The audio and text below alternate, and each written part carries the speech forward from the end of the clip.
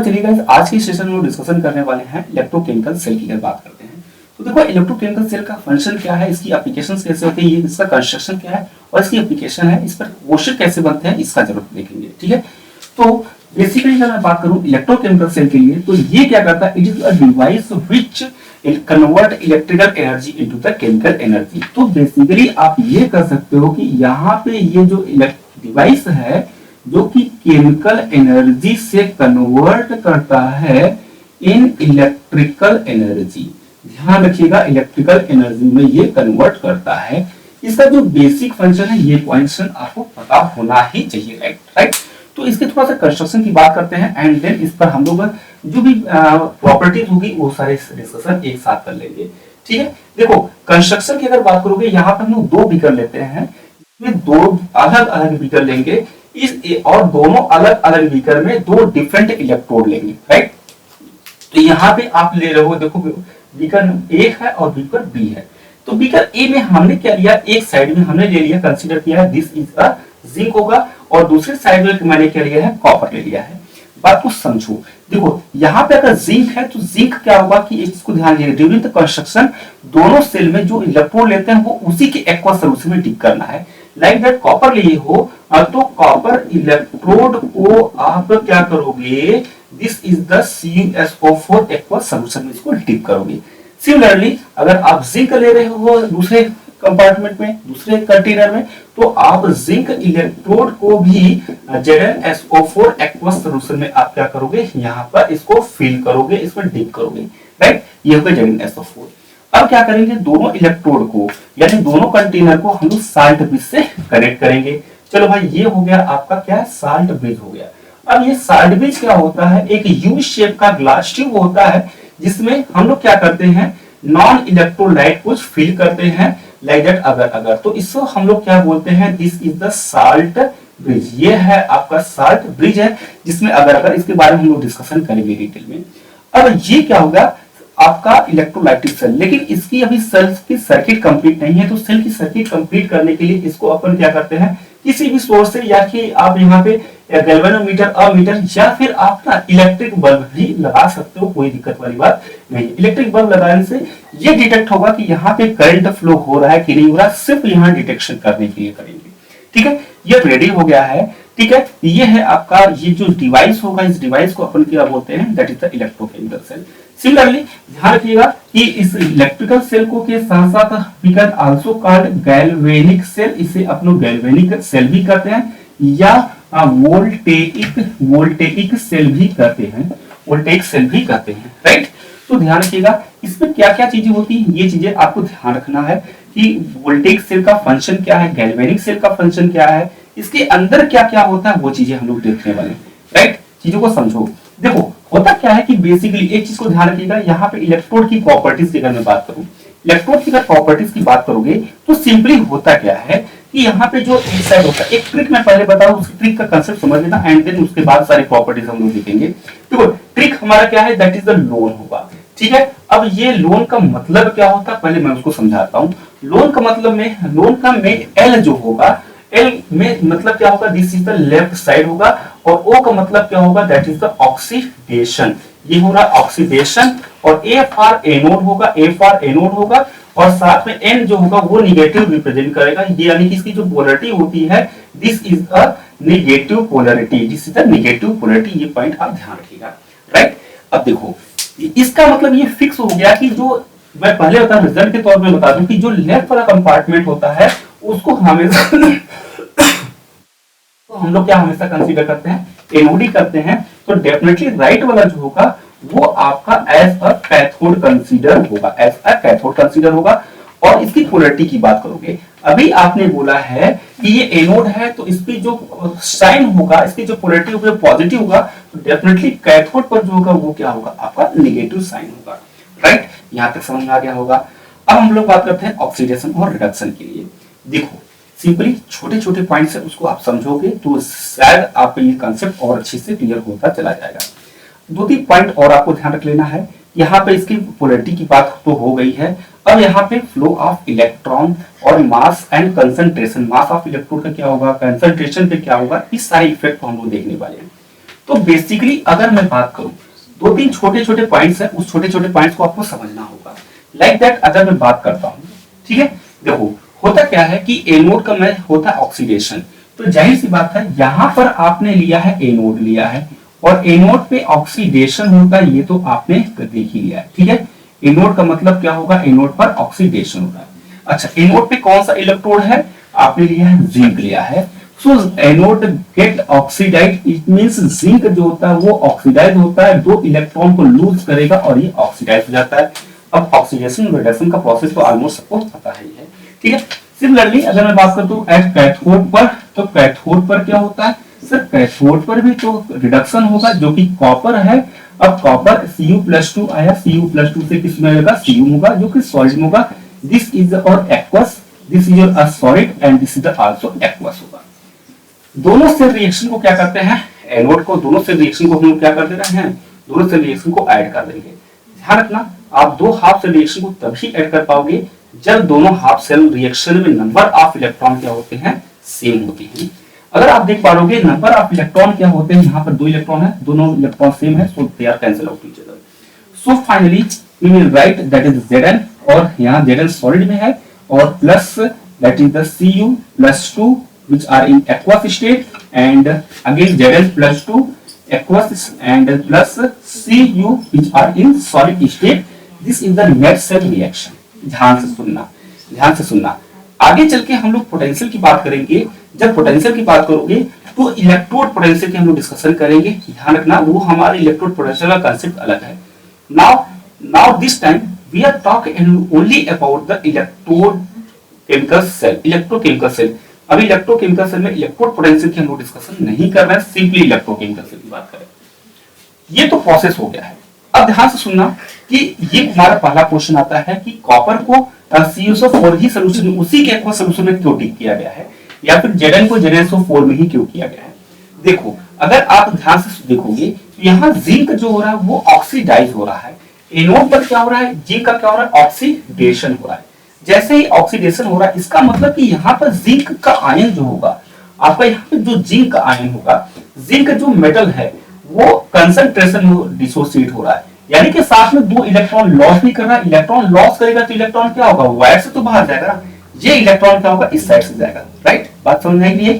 Similarly अगर आप देखोगे तो इसका मतलब कि यहाँ पे जो होगा Zn जो हो रहा है, Zn सॉलिड से किसमें, एक्वस होगा। इसका मतलब कि ओवरऑल यहाँ पे दो चीजें आपको देखने को मिलेगा। यहाँ पे जो जिंक का मास है, जिंक का जो मास है, मास ओवरऑल क्या हो रहा है, डिक्रीज हो रहा है। बट पैरेलली अगर मैं बात करता हूँ कंसंट्रेशन, तो कंसंट्रेशन क्या हो रहा है, आपका बढ़ रहा है। ये भी पॉइंट आपको ध्यान रखना होगा।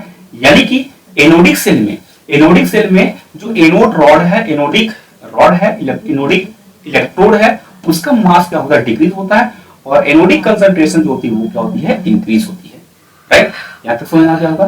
सिमिलरली अगर हम बात करते हैं अपोजिट वाले कंटेनर में, तो अपोजिट कंटेनर में देखो अब ये जो इलेक्ट्रॉन आया था, अभी बच्चा अगर बोलेगा सर ये Cu+2, Zn तो समझ आ गया था कि Zn हमारा जो इलेक्ट्रोड था ये इलेक्ट्रोड ऑक्सीडाइज हुआ था, लेकिन ये Cu+2 आया कहां से। तो देखो बच्चा काफी सिंपल सा कंसेप्ट है, इस चीज को समझो। देखो एक्चुअली क्या है, अगर सिंपली अगर मैं बात कहूं तो यहाँ पे आपने एक्वस सॉल्यूशन लिया था, ये एक्वस सॉल्यूशन किसमें डिसोसिएट होता है, Cu+2 में प्लस SO4-2 में डिसोसिएट होता है, SO4-2 में होता है।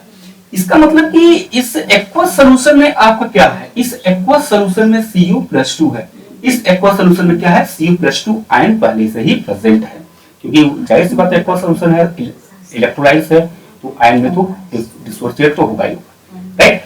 देखो सीन क्या है कि अगर मैं बात करूं यहाँ पे जो Cu+2 है ये क्या करेगा कि आने वाले इलेक्ट्रॉन को क्या करेगा, एक्सेप्ट करेगा, गेन करेगा, और खुद क्या होगा, रिड्यूस हो जाएगा।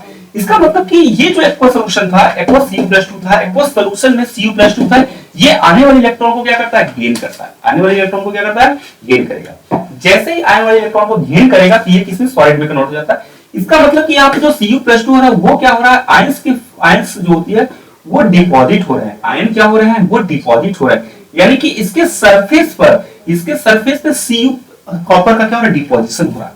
इसका मतलब कि फाइनली हम ये कहेंगे यहाँ पे कॉपर का जो मास है, कॉपर का जो मास है ओवरऑल क्या हो रहा है, इंक्रीज हो रहा है, इंक्रीज हो रहा है। और इस एक्वस सॉल्यूशन का कंसंट्रेशन है जो कि Cu+ है वो मास में डिपॉजिट हो रहा है, इसका मतलब इसका आयन का कंसंट्रेशन क्या हो रहा है, डिक्रीज हो रहा है।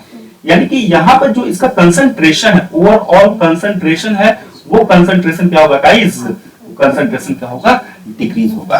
तो ये भी पॉइंट समझ में आना चाहिए कि इसका कंसंट्रेशन ज्यादा होता है, इंक्रीमेंट होता है, किसका कंसंट्रेशन डिक्रीमेंट होता है, मास में इंक्रीमेंट, मास में डिक्रीमेंट कहाँ होता है, ये चीजें ऑलरेडी आपको पता होना चाहिए, राइट। ये चीज समझ में आ गया।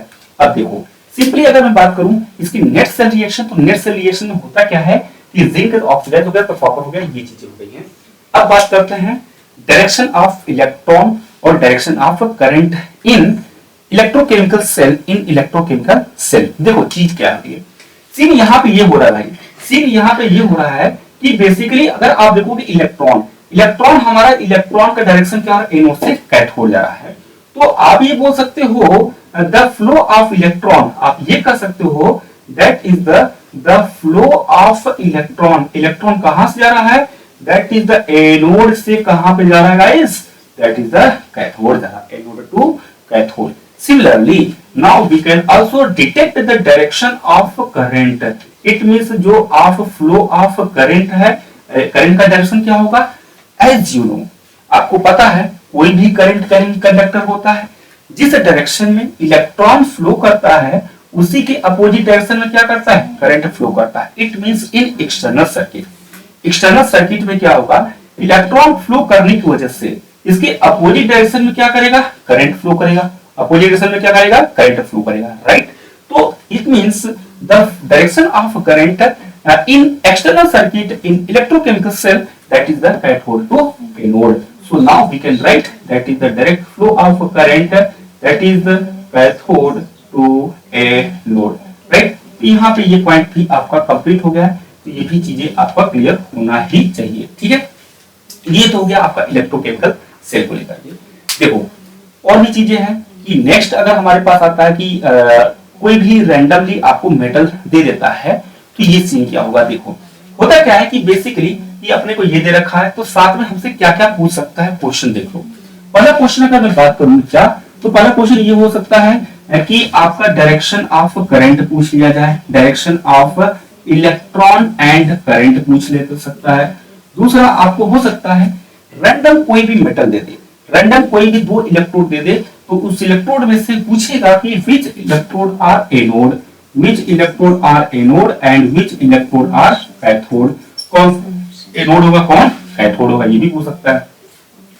थर्ड क्वेश्चन ये हो सकता है कि आपका positive polarity and negative polarity किसका होगा, किस सेल का होगा, ये भी चीजें आपको ध्यान रखना होगा। थर्ड हो गया। फोर्थ अगर बात करें write the net cell reaction, write the cell reaction, cell reaction लिखना होता है जिसमें से आपको 2 half cell reaction, cathodic half reaction, anodic half cell reaction, दोनों हाफ सेल रिएक्शन लिखना होता है। ये चीजें ध्यान रखना है, ठीक है। यार जो छोटे छोटे बेसिक पॉइंट्स होते हैं अगर आप उसको कवर करोगे तो इजीली तरीके से हो जाएगा, बहुत टफ नहीं है, मैं पहले बता दे रहा हूँ। ये तो सिर्फ समझने वाली बातें हैं, क्या ये हो पा रहा है कि नहीं हो पा रहा है आपसे, वो चीजें ध्यान रखना है। अगर बेसिक जो कंसेप्ट अगर क्लियर होगा तो 120% आप कर लोगे। एक क्वेश्चन और आता है राइट द सेल रिप्रेजेंटेशन, यहां से आपसे पूछ लेता सेल रिप्रेजेंटेशन, तो सेल रिप्रेजेंटेशन, तो रिप्रेजेंटेशन भी आपसे पूछ सकता है। Cell representation with the help of we can write the cell representation, किसी भी सेल रिएक्शन का हम लोग सेल रिप्रेजेंटेशन लिख सकते हैं, कोई दिक्कत वाली बात नहीं। कैसे लिखते हैं उसका कंसेप्ट मैं आपको समझा रहा हूँ, बहुत छोटा सा ट्रिक है, ट्रिक की हेल्प से भी आप कर सकते हो, कंसेप्ट भी दोनों सेम ही है, राइट। देखो सीन अगर मैं बात करूं, this is the our net cell reaction, मैं पहले बता रहा हूं किसी भी नेट सेल रिएक्शन की हेल्प से we can write the cell representation, right. So now here if you observe that now here this reaction is the redox reaction, as you know in electrochemical chemistry में, electrochemical chemistry में जो भी electrochemical cell हो, चाहे वो आपका electrolytic cell हो, Daniel cell हो, व्हाटएवर कोई भी टाइप का सेल हो, सभी सेल में कहीं न कहीं रिडॉक्स रिएक्शन ही फॉलो होता है। रिडॉक्स रिएक्शन का मतलब क्या होता है, those type of a chemical reaction in which oxidation and reduction both take place simultaneously is called redox reaction, right. तो अगर आप बहुत ही केयरफुली ऑब्जर्व कर पा रहे हो इस नेट सेल रिएक्शन में, सो now here the oxidation state of zinc is what, the oxidation state is 0 and ये 0 से किस में जा रहा है सर, ये जो जा रहा है 0 से +2 में जा रहा है, इसका मतलब कि इसका क्या हो रहा है, ऑक्सीडेशन हो रहा है। वेरी गुड, बहुत ही बढ़िया। सिमिलरली अगर कॉपर का देखोगे, कॉपर +2 में है और कॉपर +2 से किस में जा रहा है, 0 में जा रहा है, इसका मतलब कि इस केमिकल रिएक्शन में कॉपर का हो रहा है reduction. Oh my God, now in this chemical reaction oxidation reaction and reduction reaction both take place simultaneously, so these are called redox reaction। बोल बच्चा यहां तक समझ में आ गया होगा। सो इस नेट सेल रिएक्शन की हेल्प से how we write the net cell representation, तो एक सिंपल सा इसका कंसेप्ट है। अगर if we want to write the cell representation, write cell representation, देखो सेल रिप्रेजेंटेशन की कहानी क्या है, आप सिंपली क्या लिखोगे, ABC अनुराग भारद्वाज की केमिस्ट्री। अरे ऐसा नहीं होता भाई, वो तो हम सब जानते हैं, ठीक है। देखो बेसिकली अगर मैं बात करूं तो बी मतलब क्या होता है, साल्ट ब्रिज। आपको ध्यान रखना होगा, B is what, that is the salt bridge. तो साल्ट ब्रिज है, this is the salt bridge. अब साल्ट ब्रिज होगा A for anode, A for क्या होता है एनोड, C फॉर क्या होती है कैथोड होगा। एज यू नो एनोड का होता है ऑक्सीडेशन एंड कैथोड का होता है रिडक्शन। ये तो बच्चा को पता है, बोलो बच्चा, ठीक है। तो एनोड होगा, एनोड पर कौन है, एनोड पर जिंक है, जिंक से किस में जा रहा है, जिंक से जिंक +2 में जा रहा है। So you can write that is the double slash से, ध्यान रखना साल्ट ब्रिज को आप डबल स्लैश से रिप्रेजेंट करोगे। So that is the zinc and zinc goes into the Zn+2 that is the anode side and at cathode side या eight cathodic reaction पे copper जो है वो Cu+2 है, Cu+2 से Cu में जा रहा है। आप चाहो तो इसकी जो फिजिकल स्टेट है उसको भी आप रिप्रेजेंट कर सकते हो। जितने जो भी आयनिक वाले होंगे वो एक्वस में होगा और सॉलिड में होगा, सॉलिड वाला ठीक है विदाउट आयनिक वाला होगा, बाकी ये सब चीजें तो आप कर सकते हो। तो this is the about of the electrochemistry. तो सारी इलेक्ट्रोकेमिस्ट्री में कर सकते हो। अभी भी हमारा एक छोटा सा क्वेश्चन बचा हुआ है, how to decide the given electrode are anode and cathode. इसका कंसेप्ट भी हम लोग देखने वाले हैं। देखो इसका कंसेप्ट हम लोग देखेंगे। अगर आपको इलेक्ट्रोकेमिकल सीरीज याद है, देखो इसको हम लोग दो तरीके से डिसाइड करते हैं। अगर आपको इलेक्ट्रोकेमिकल सीरीज याद है, so according to the electrochemical series upper metal are the anode and the lower metal are cathode. तो इसके लिए आपको क्या करना होगा, इलेक्ट्रोकेमिकल सीरीज प्रॉपर्ली आपको याद होना चाहिए। दूसरी कंडीशन ये होती है, इन केस आपको अगर पोटेंशियल गिवन है, रिडक्शन पोटेंशियल की वैल्यू गिवन है, so we can help reduction potential, we can also detect identify the given electrode or anode or cathode with the help of electrode potential. Remember it, if the value of reduction potential is the lower, then it's behave like a anode, and similarly if reduction potential are greater than other electrode, then this electrode are considered as a cathode, right? तो उसके भी यहाँ पर भी आप कर सकते हो, काफी बेसिक सा कंसेप्ट है, उसके भी यहाँ पर हम लोग एक पॉइंट को कवर कर सकते हैं। आई होप यहाँ तक आपको समझ में आ गया होगा, राइट।